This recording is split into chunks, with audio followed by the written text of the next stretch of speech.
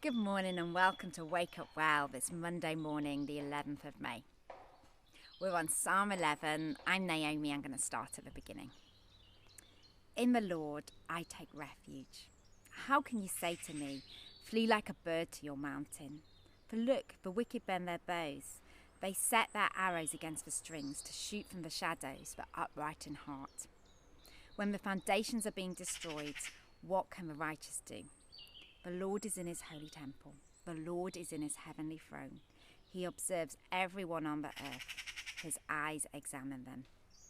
The author of this song, King David, knew this well. He knew where his security lay. And so even though his comrades and friends around him were saying, flee, the enemy is upon us, David knew that his foundation and security was in the Lord, not in the circumstances around him. He knew the eyes of the Lord were upon him. The end of his psalm says, the Lord is righteousness. He loves justice. The upright will seek his face. And that is our reward, to see his face. The perspective of everything changes from kind of trying to figure out what our own security is to actually seeking what is righteousness and what is justice, because we know where our refuge is. We know in this world that we're not exempt from trouble.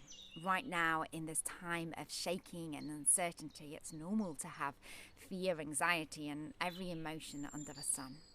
But even in that, we can choose to know that our refuge is him, that he has us safe, he's bigger, and we're secure in him, that his eyes are upon us.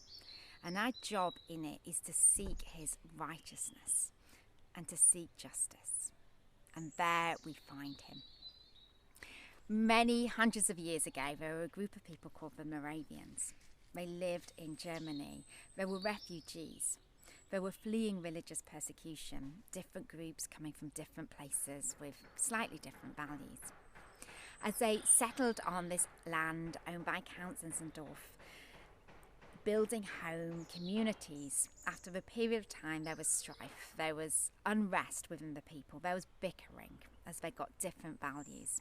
We can understand this. Count Zinzendorf called them to seek the Lord. He called them to search the scriptures and to do what it said, to live in harmony.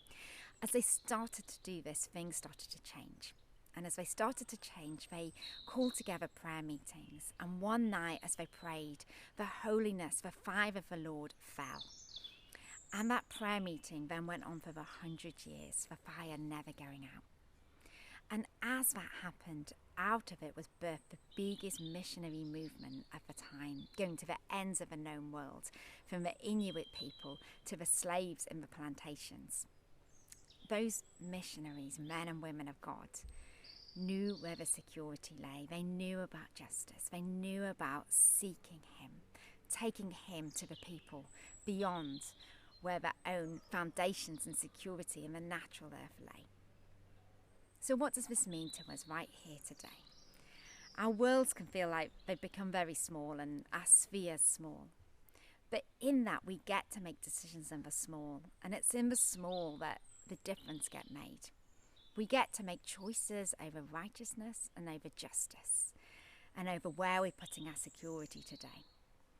And so we bless you today to, in the decisions, the things that you get to have control over today, into your own world and sphere, to make decisions of righteousness, to make ones of justice, and to seek him today. We just bless you in your day.